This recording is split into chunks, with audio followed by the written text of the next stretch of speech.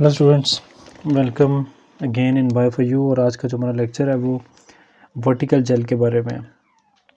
Gel electrophoresis को हमने previous lecture में डिस्कस भी किया था और अभी का जो लेक्चर है वो है वर्टिकल जेल के वाले से। वर्टिकल जेल मोस्टली जो यूज़ किया जाता है वो प्रोटीन्स की सेपरेशन के लिए यूज़ किया जाता है। प्रोटीन्स को सेपरेट अगर आपने करना हो, और उसमें हम जो यूज़ करते हैं वो पेज यूज़ करते हैं, that is the polyacrylamide gel electrophoresis. Page जो मैंने आपको प्रीवियस लेक्चर में बताया भी था। और यहाँ जो वर्टिकल जेल है उसमें ये किया जाता है, सबसे पहले तो मैं आपको स्टेप्स बता दूँ जो कॉमन है सारे के सारे, जितने भी वो हॉरिजॉन्टल जेल हो या वर्टिकल जेल हो उसमें हम करते हैं। सबसे पहले कास्टिंग की जाती है जेल की। Casting of the gel means कि आप आपके पास एगरोज हो या आपके पास हो पॉलीएक्रिलामाइड, आप उनकी कास्टिंग करते हैं, उनसे जेल बनाते हैं। जेल बनाते हैं, क्या बनाते हैं आप? कास्टिंग की आपने तो आप स्लैब बना लेते हैं, जिस स्लैब के अंदर आप अपना सैंपल लोड करते हैं और उसको फिर आप इलेक्ट्रोड्स के साथ जोड़ देते हैं। उसको कास्टिंग ऑफ जेल कहा जाता है। दूसरा स्टेप उसमें क्या किया जाता है, फिर जो स्लैब आप बना लेते हैं उसके अंदर आपको पता है वेल्स भी आप बनाते हैं। वो जो वेल्स बनते हैं उसके अंदर वो जो पोर्स बनते हैं उनके अंदर फिर आप क्या करते हैं, लोडिंग करते हैं। किस चीज़ की? अपने सैंपल की। आपका डीएनए सैंपल है या आपका प्रोटीन सैंपल है, अब आप उसको लोड करते हैं। यहाँ जैसे हमारा सैंपल क्या है जी, प्रोटीन्स है फॉर एग्जांपल, और स्मॉल आपके जो आरएनए या डीएनए भी आपका सैंपल हो सकते हैं। स्मॉल मॉलिक्यूल्स ऑफ आरएनए या डीएनए, उनको भी आप लोड कर सकते हैं, तो ये आपका सैंपल हो जाता है। इस लोडिंग के साथ साथ जब आप इसको लोड कर रहे होते हैं तो आप क्या करते हैं, कुछ कलर देने के लिए इसमें आप लोडिंग सैंपल के साथ आप लोडिंग बफर भी होता है जो कि ऑलरेडी आपने डाला भी होता है, जिसके अंदर आपने सैंपल पहले वॉश भी किया हुआ होता है। लोडिंग बफर में आप क्या डाल देते हैं, फिर साथ में फॉर एग्जांपल आपने ब्रोमोफिनोल ब्लू डाल दिया। ब्रोमोफिनोल ब्लू क्या करता है, वो आपके जो डीएनए फ्रैगमेंट्स होते हैं उनकी प्रोग्रेस आपको बताता रहता है, उनकी मूवमेंट आपको बताता है। ब्रोमोफिनोल ब्लू भी आप इसमें डाल सकते हैं, या आप इसमें क्या डाल सकते हैं, या इसमें आप ज़ाइलीन भी डाल सकते हैं कलर देने के लिए जस्ट, और उसकी प्रोग्रेस का हमें पता चलता रहे। फिर आप क्या करते हैं जी, जब आप इसकी लोडिंग करते हैं तो फाइनली आपके पास वो आ जाते हैं जी, फिर जो इलेक्ट्रिसिटी ज़ाहिर है, फिर आप उसका इलेक्ट्रोफोरेसिस करते हैं। इलेक्ट्रोफोरेसिस मींस आपने लोड करने के बाद उसको इलेक्ट्रिसिटी के साथ जोड़ दिया, और अब उसमें पॉजिटिव नेगेटिव चार्जेस बन चुके हैं और वो मूव करेंगे। उसके बाद फिर आप उसकी विजुलाइजेशन करते हैं। सो विजुलाइजेशन के लिए आप उसको क्या करते हैं, फिर स्टेन करते हैं।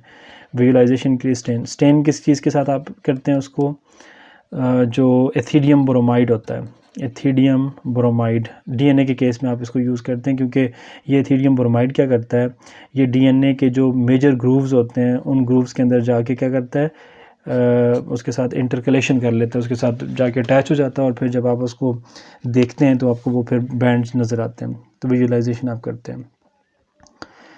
वर्टिकल जेल में अब उसकी कास्टिंग अगर हम करें, सबसे पहले तो कास्टिंग में हम क्या करते हैं, पॉलीएक्रिलामाइड जो जेल है उसको हमने क्या करना है जी, उस स्लैब के अंदर हमने डालना है। किस तरह से? वर्टिकल स्लैब अब आपके पास। अब आप देखें ये स्लैब आ जाती है, इस स्लैब के अंदर ये जो ग्लास प्लेट्स हैं, सॉरी, इन ग्लास प्लेट्स में एक प्लेट ये सामने वाली प्लेट आ जाती है और एक इसके पीछे ये प्लेट आपको नज़र आती है। ये प्लेट 1 आ जाती है और इसके पीछे जो प्लेट आपको ये नज़र आती है दैट इज़ प्लेट 2। तो आमने सामने 1 एंड 2, इनके बीच में ये जगह खाली है। अब इस खाली जगह में यहाँ बीच में आप क्या करते हैं कि इस जगह के ऊपर आप ये जो मैं अब रेड लाइन से ड्रॉ करूँगा चीज़ें, ये हैं आपकी सेपरेटर्स जो बीच में 2 प्लेट्स के बीच में आपने रखे होते हैं। ये पूरे का पूरी एक लेयर होती है। वैसे इसको लाइनें मैंने लगाई हैं, ये पूरे का पूरा एक ही स्ट्रक्चर है जो कि बीच में इसके गैप को, ये रेड पूरा का पूरा सेपरेटर कहलाएगा। ये पूरा का पूरा रेड, बीच में कोई गैप इसके नहीं है। ये एक्रिलामाइड को बाहर नहीं आने देता और इन दोनों को आपस में जुड़ने नहीं देता। तो जब ये सेपरेटर बीच में लगा हुआ है, या जिसको आप सेपरेटर कहते हैं, तो ये क्या करते हैं जी, सेपरेटर्स जो बीच में लगे हुए होते हैं ये क्या करते हैं जी, ये गैप बना देते हैं प्लेट 1 और प्लेट 2 जो ग्लास प्लेट्स आ जाती हैं। इस साइड पे भी लगा हुआ होता है ये इस साइड पे भी लगा हुआ होता है, और ये नीचे वाली साइड पे भी लगे हुए होते हैं सेपरेटर्स जो बीच में इसको सेपरेट। ये फॉर एग्जांपल जो ग्लास प्लेट उस साइड से जा रही है, ये ग्लास प्लेट यहाँ पे, ये अपवर्ड, और फिर यहाँ से ये आपको नज़र आ रही है। तो ये सेपरेटर आपने यहाँ पे भी लगाए हुए होते हैं। अब इन सेपरेटर्स का मकसद क्या होता है कि ताकि जो ग्लास प्लेट्स हैं वो आपस में जुड़ें ना, और जब जुड़ेंगी नहीं तो उनके बीच में गैप रहेगा। तो ये 2 प्लेट्स हैं, जैसे आप 2 बुक्स रख देंगे, जैसे मेरे हाथों के बीच में गैप आ जाता है, तो ये एक प्लेट, ये दूसरी प्लेट, बीच में ये गैप। तो गैप वाली जगह है, सामने से भी ये फील्ड है, मतलब इस साइड से भी पूरा एक रेक्टेंगल बना हुआ है। हम क्या करते हैं, इस जगह के ऊपर अंदर सारे का सारा एक्रिलेमाइड डाल देते हैं। जब इसके अंदर एक्रिलेमाइड डाल देते हैं तो एक्रिलेमाइड सारे का सारा इसके अंदर, ये ब्लू से जो मैंने डॉट शो किए हुए हैं, सारे का सारा एक्रिलेमाइड, और इस जगह के ऊपर हम उसकी कॉम लगाते हैं जो मैंने आपको बताया था, और इस जगह पे वेल्स बन जाते हैं। ये आपका लोडिंग वाली जगह बन जाती है। फिर आप क्या करते हैं, ये जो बीच में सेपरेटर रखा हुआ होता है, सेपरेटर, इसको आप बीच में से रिमूव कर देते हैं। इसको रिमूव करते हैं ताकि इलेक्ट्रिसिटी कंडक्ट हो, इसको रिमूव कर देते हैं, बीच में साइड वाले उसके साथ रहने देते हैं। इसको थोड़ा सा आप ऐसे टाइट करते हैं, या पहले से ये बना हुआ होता है, आजकल तो ये इंस्ट्रूमेंट बना ही इस तरह होता है कि बीच में जो ग्लास प्लेट्स हैं वो फिक्स होती हैं, साइड वाली, नीचे वाली फिर आप रिमूवेबल होती है ताकि बीच में इलेक्ट्रिसिटी कंडक्ट हो। जब आप यहाँ पे डाल देते हैं ये वाला पूरे का पूरा, ये यहाँ अंदर ये सारी जगह बन जाती है। इसको मैं अगर सेपरेट करके आपको दिखाऊँ जिसके अंदर वेल्स बने हैं, तो ये इस तरह की चीज़ बनी है अंदर उन प्लेट के अंदर। कास्टिंग की जाती है ना, कास्टिंग में क्या किया जाता है, आप जो चीज़ बनाना चाहते हैं, मसलन अगर आप कुछ बनाना चाहते हैं, कास्ट बनना, मेरे पास एक बाउल है, उस बाउल के अंदर मैं जेली बनाना चाहता हूँ, ये बाउल की शेप आ जाती है, मैं इसकी कास्टिंग करूँगा। मैं इसके अंदर कोई लिक्विड चीज़ डाल देता हूँ, लिक्विड मेरे पास कोई आइसक्रीम बना रहा हूँ मैं, या कोई मैं जेली बना रहा हूँ, तो वो लिक्विड फॉर्म में इस बाउल के अंदर डाल दूँगा। जब ये थोड़ी सी सॉलिडिफाई हो जाएगी, तो सॉलिड होने के बाद जब मैं बाउल में से उसको रिमूव करूँगा, तो ये फॉर एग्जांपल अपसाइड डाउन मैंने बाउल में से रिमूव कर दिया इसको। अब ये आपको नज़र आ रही है जेली। तो जेली किस शेप की है, जैसा हमारा बाउल था, तो ये जेली आपको उस शेप की नज़र आ रही है। इसी तरह से हम इसकी कास्टिंग करते हैं। यहाँ इसके ऊपर आपको ये वेल्स नज़र आ रहे हैं जो इसके ऊपर बने हुए हैं, तो इट मीन जिस तरह का नीचे कास्ट है उस तरह का ये भी बनेगा। अब आप क्या करेंगे, इसके दोनों साइडों पे, 2 साइडें इसकी, एक ऊपर वाली साइड और एक नीचे वाली साइड। इसकी ऊपर वाली साइड पे भी आपको ये पोर्शन एक्सटेंड हुआ नज़र आता है, यहाँ ये फॉर एग्जांपल पोर्शन आपको नज़र आ रहा है, और इसकी नीचे वाली साइड पे भी आपको ये पोर्शन नज़र आ रहा है। अब ये भी एक कंटेनर बना हुआ है, इस साइड पे भी आप देखें तो ये कंटेनर आपको नज़र आ रहा है, और नीचे वाली साइड पे भी ये क्या बना हुआ है जी, इट्स अ कंटेनर। और इस कंटेनर के अंदर आपने क्या रखा हुआ है, इस कंटेनर के अंदर आपने फिर सोल्यूशन डाला हुआ है, जिसको आप क्या कहते हैं, बफर, या इसको आप क्या कह रहे हैं, और द सॉल्ट सोल्यूशन आपने यहाँ पे डाला हुआ है, जो कि इलेक्ट्रिसिटी की कंडक्शन में हेल्प करता है। इस साइड पे भी आपने डाला हुआ है, इस साइड पे भी आपने डाला हुआ है, और इन दोनों को आपने क्या किया हुआ है जी, इसको और इसको इलेक्ट्रिसिटी के साथ आपने कनेक्ट किया हुआ है, इसको भी और इसको भी आपने इलेक्ट्रिसिटी के साथ इसको कनेक्ट किया हुआ है, बैटरी के साथ इसको आपने जोड़ दिया हुआ है। यहाँ आप अपना सैंपल लोड करेंगे। ये जो जगह वेल्स बने हुए हैं, वेल्स क्या चीज़ें होती हैं, दीज आर द पोर्स। इस जगह के ऊपर आप अपना वो जो सैंपल है वो लोड करेंगे, प्रोटीन जिनको आप सेपरेट करना चाह रहे होते हैं। जब आप यहाँ पे लोड करेंगे तो इस जगह पे भी, इस जगह पे भी, यहाँ पे भी, यहाँ पे भी आप लोड कर देंगे। तो जब प्रोटीन्स यहाँ से मूव करेंगे किसकी तरफ, वो पॉजिटिव से किसकी तरफ मूव करेंगी, टुवर्ड्स द नेगेटिव। सो एक साइड पे अगर आपका जो ये आपका नेगेटिव टर्मिनल है, तो नेगेटिव से किसकी तरफ मूव करेंगी, टुवर्ड्स द ये पॉजिटिव साइड।